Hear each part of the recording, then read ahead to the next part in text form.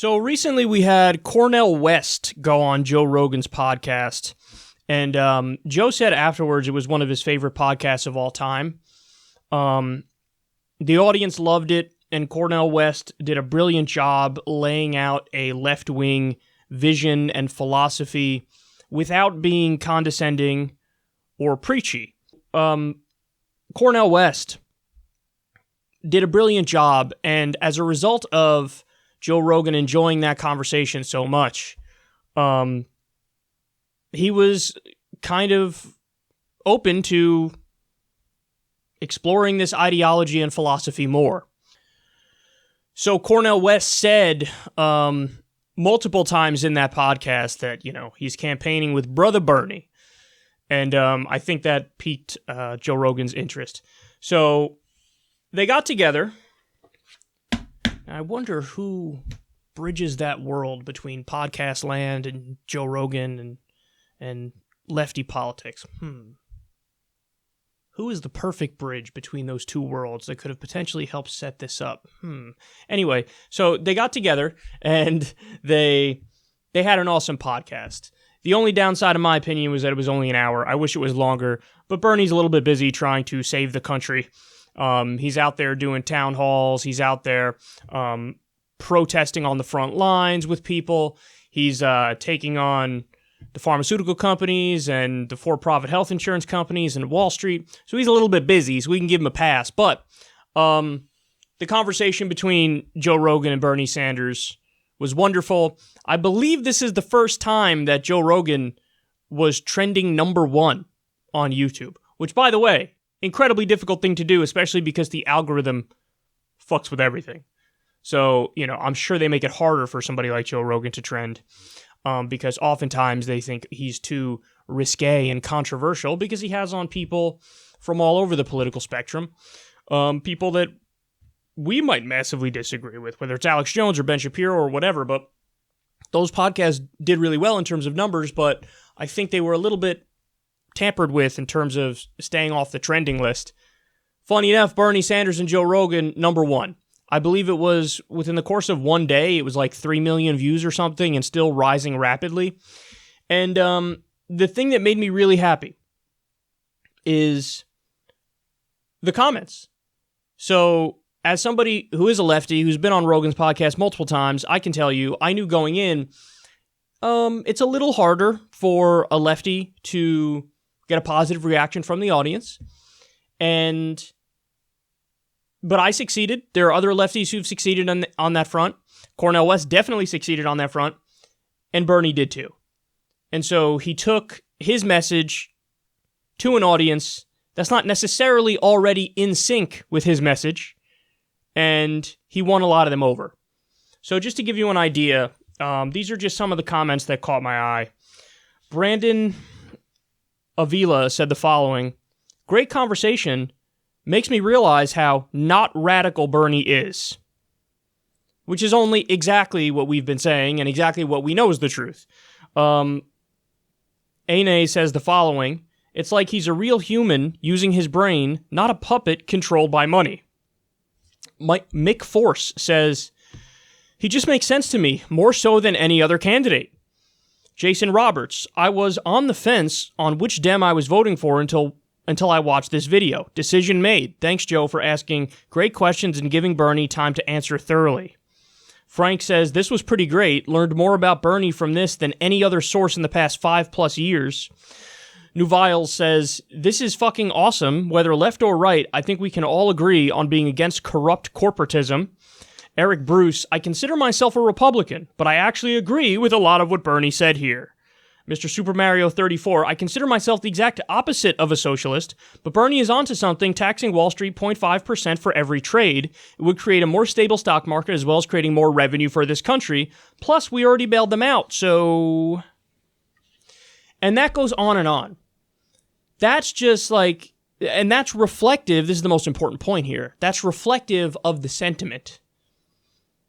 The overarching sentiment in the comment section is, hey man, I'm not necessarily on the left. I don't necessarily think of myself as a socialist, but a lot of what Bernie said makes sense. And people even view it as relatively apolitical. Like when Bernie talks about ending the corruption in the system, when Bernie talks about how the people should have more control over their own lives, and we have to stop getting ripped off by Wall Street and Big Pharma and for-profit insurance companies and the military-industrial complex, people go, oh, well, that's not what I've been told Bernie is all about. So giving him a forum to flesh out his ideas more thoroughly, that's all that a guy like Bernie Sanders needs. Because the thing is, agree or disagree with him, you know he's honest, you know he's uncorrupted, and you know he deeply, deeply, deeply cares about these issues. So in order for people to realize just how serious he is and how much he's dedicated to fixing all these problems, all you need is a more open format. You know, it's a lot harder to get your message across when every 8 seconds some overpaid asshole on cable news is trying to hit you with a gotcha question. And their whole point is to trip you up.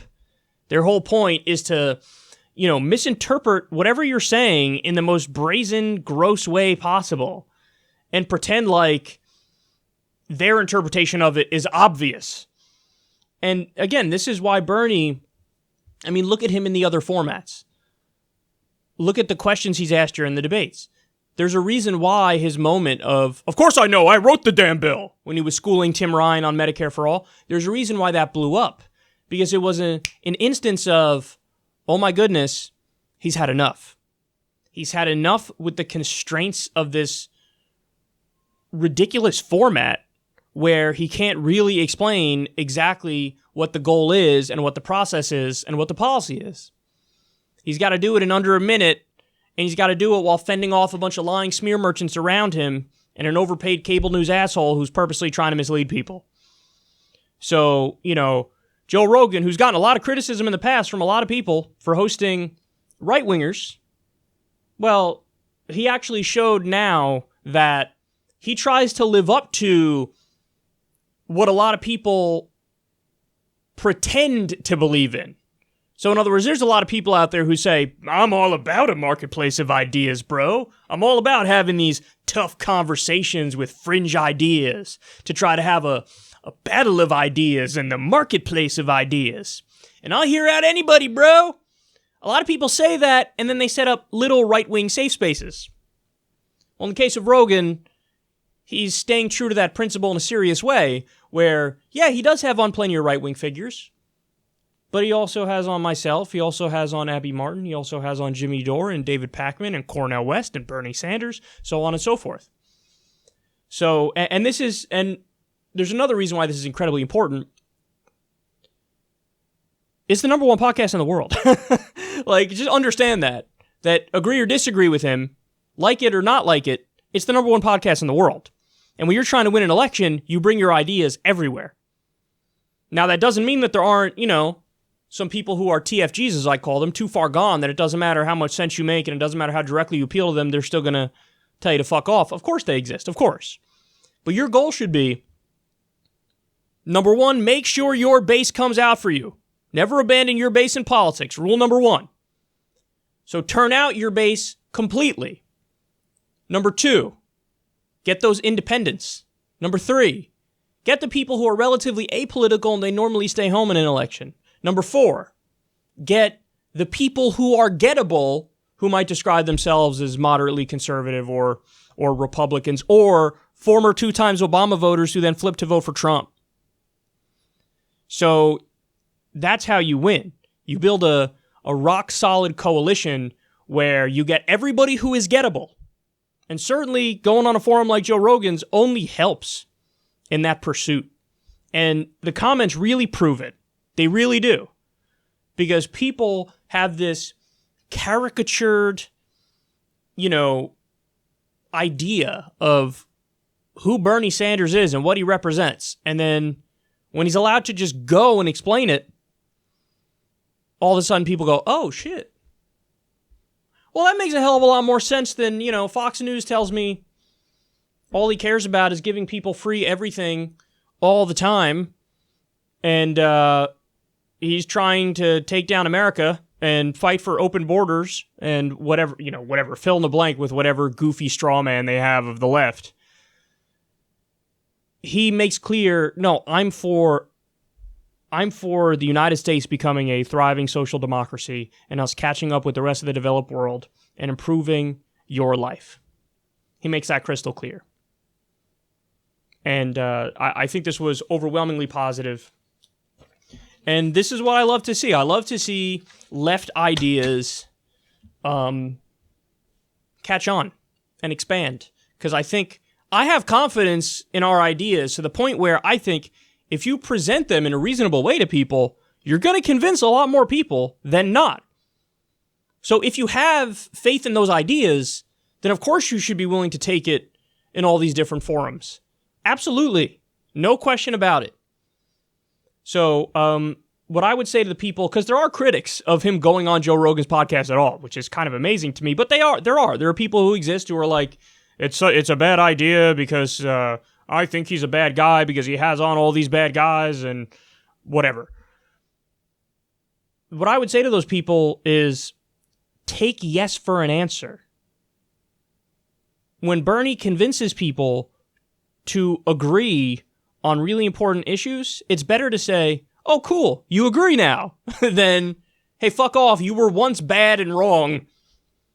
So I've now put you in a little box and tucked you neatly away with the irredeemable deplorables, and I will insist that you stay there no matter how much you evolve, no matter how much you change, no matter how much you've had sense talked into you. I mean, that's the mindset of, to come full circle and go to the original point here, that's the mindset of almost becoming comfortable with being a fringe subculture and almost getting upset when your status as a fringe subculture gets challenged and all of a sudden our ideas catch on and we become totally mainstream. You see what I'm saying? It's like you want to maintain that identity of like, we're a small group of people who know the truth and everybody else doesn't know the truth and doesn't get it. But then all of a sudden when people start to get it, you're like, oh shit, well now we're no longer this fringe subculture and damn it, I want that status back because it's cool and edgy. Believe me, I'll turn in the edginess card to get our policies implemented any day of the week.